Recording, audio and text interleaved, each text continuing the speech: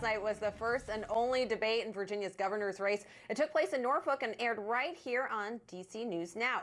The two candidates, Abigail Spanberger and Winsome Earle-Sears, were asked about affordability, LGBTQ rights, and the text message scandal involving Attorney General candidate Jay Jones. Joining us from Norfolk to talk more about last night's debate is the Hill's political reporter Julia Manchester. Julia, you were at the debate. What was the mood like? Because this thing got heated quickly. Yeah, good morning, Corey and Judy. It was very heated, and we were actually right in the debate hall, and I would say that tense was the word to describe the evening. I mean, right out of the gate, Winsome Earle-Sears was asked about the car tax in Virginia, you know, obviously a very kitchen table issue that many voters here in this state care about. But then she used the opportunity to attack Abigail Spanberger over the Jay Jones texting scandal, and even asked Abigail Spanberger in that first answer to her question why she wouldn't denounce, or would she denounce, Jay Jones. And that pattern of Earle-Sears interrupting Spanberger and, kind of trying to shout her down continued throughout the debate on a number of different issues. And it wasn't only the Jay Jones texting scandal that took center stage last night, guys. We heard about the government shutdown, LGBTQ rights, the trans issue in public schools, those kitchen table issues that impact Virginians every day. So a lot of ground covered in that 1 hour, but certainly very tense in this first and only gubernatorial debate. And we actually have a look, I think, of Spanberger being interrupted, as you mentioned, Julia, by Winsome Earle-Sears repeatedly. We were saying earlier that it was almost like an Olympic medal in interrupting. Let's take a listen. My opponent, unfortunately, only denounces violence when her side is the target. Don't I hope like that, into Abigail. the future she will endeavor to denounce violent rhetoric and violence no matter who the victim. And tonight, Lieutenant Governor Earle-Sears, I will say, you routinely refer to me as your enemy. Just please give her a chance to You routinely refer to me as your enemy. I'm not your enemy. You are not my enemy. We are political opponents.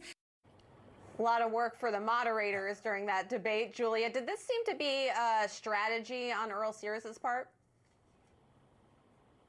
Yeah, certainly a lot of work for them. Yeah, I think this was the strategy, to come in there essentially, on fire and, willing to go on offense on Abigail Spanberger.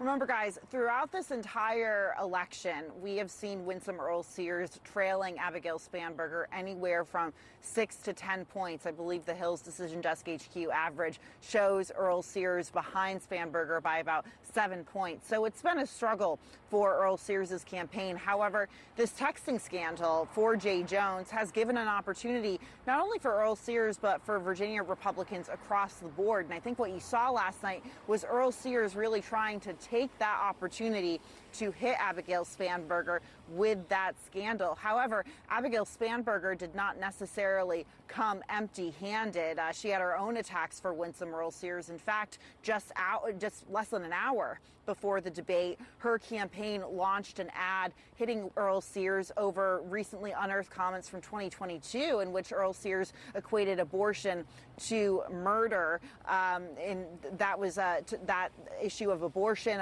access in Virginia took center stage on the debate stage last night. So a lot of ground covered. Julia, you mentioned the fact that Winsome Earle-Sears was constantly interjecting and interrupting Abigail Spanberger. I also found it interesting that she was calling Ms. Spanberger by her first name, constantly referring to her as Abigail.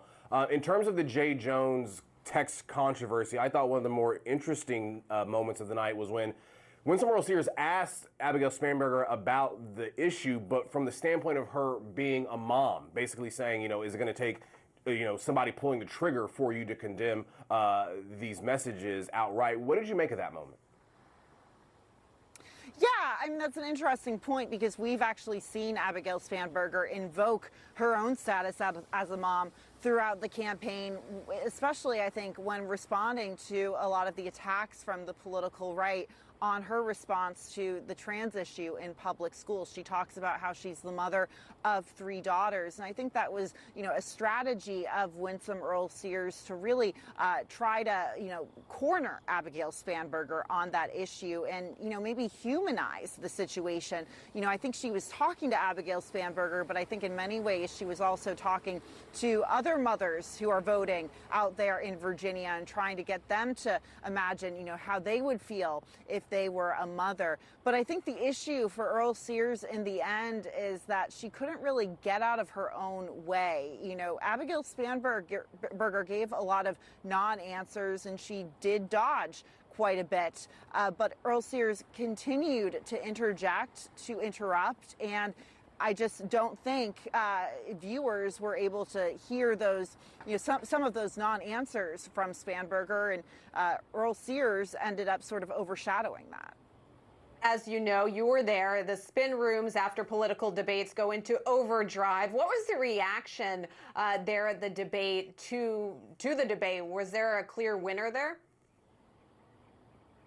Well, we actually had the opportunity to chat with former Governor Bob McDonnell, as well as Virginia House Speaker Don Scott, who chatted with us after the debate.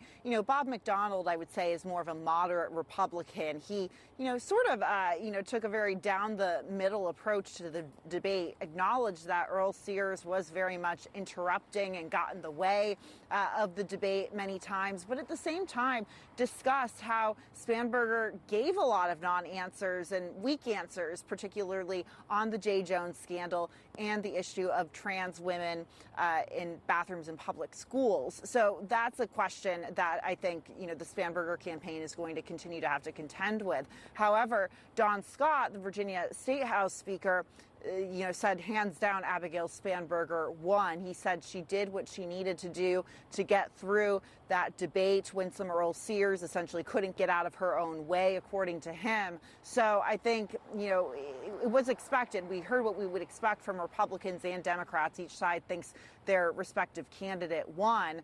But at the end of the day, the question is, how much does this debate matter to voters? How much will this sway voters ahead of November? Early voting has already started, and we know that this debate will be clipped. It will likely be used in political campaign ads, in news clips, etc. So, voters could only see clips of this debate, and that could impact their ultimate takeaway and decision to vote.